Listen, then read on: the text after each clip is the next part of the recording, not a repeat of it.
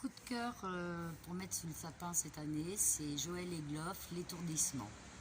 Alors j'ai découvert cet auteur par Le Pigeonnier, livre en balade, avec un roman, c'était L'homme qu'on prenait pour un autre, qui est au passage un super roman.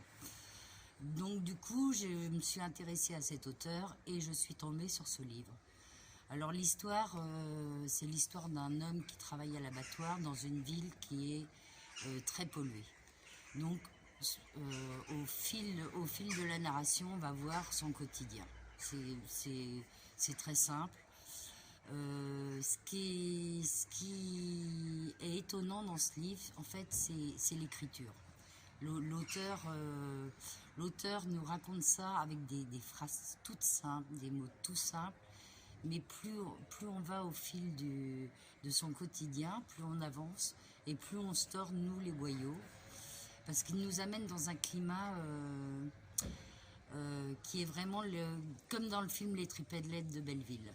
Donc il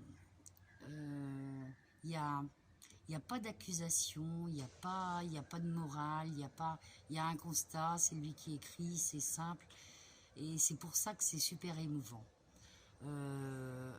En plus, je pense que c'est des choses que d'autres, enfin que des gens peuvent vivre. Là, c'est un roman, mais il y a eu un livre qui est paru il n'y a pas très longtemps, qui a été cité à la petite librairie, où c'était un homme qui a dû aller bosser, faire les 3-8 dans les usines agroalimentaires. Et la seule façon qu'il a pu de tenir, c'était d'écrire.